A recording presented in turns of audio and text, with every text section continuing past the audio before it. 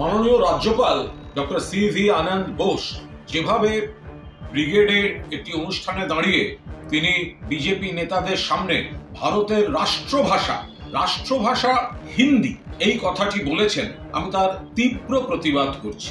মহামান্য রাজ্যপালের জানা উচিত ভারতবর্ষে কোনো রাষ্ট্রভাষা নেই। ভারতবর্ষে কোনো রাষ্ট্রভাষা নেই।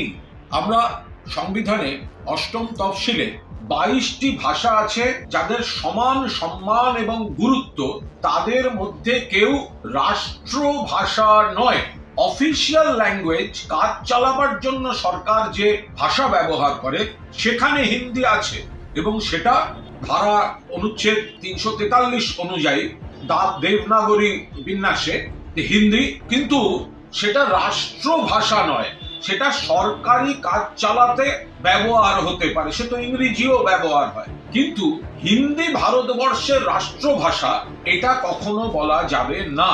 ফলে রাজ্যপাল বাংলার রাজ্যপাল হয়ে এত বড়, এবং তিনি প্রাক্তন আইএএস, তার কাছ থেকে এত বড় ভুল প্রত্যাশিত নয়। এই যে কনফিউশনটা থাকে অফিসিয়াল ল্যাঙ্গুয়েজ আর ন্যাশনাল ল্যাঙ্গুয়েজ, এই দুটো কিন্তু আকাশ পাতাল তফাৎ।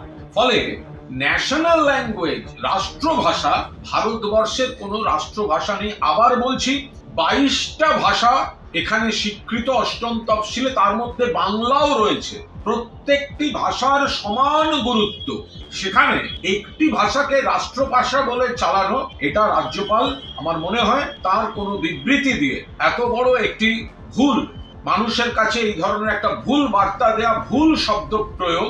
আপনি অফিসিয়াল ল্যাঙ্গুয়েজ শব্দটা যদি বা বলতে পারেন, আপনি ন্যাশনাল ল্যাঙ্গুয়েজ এই শব্দটা আপনি ব্যবহার করতে পারেন না। তার সঙ্গে আপনি মা এবং ধাইমার একটা তুলনা করেছেন, যে আমাদের হিন্দি আছে মা, কিন্তু ধাইমা ইংরেজি বা এই কথাটা কোনো ভাষাকে এইভাবে এই তুলনা দিয়ে আপনি কি ধাইমাকেও অপমান করছেন? এটা তো হয় না।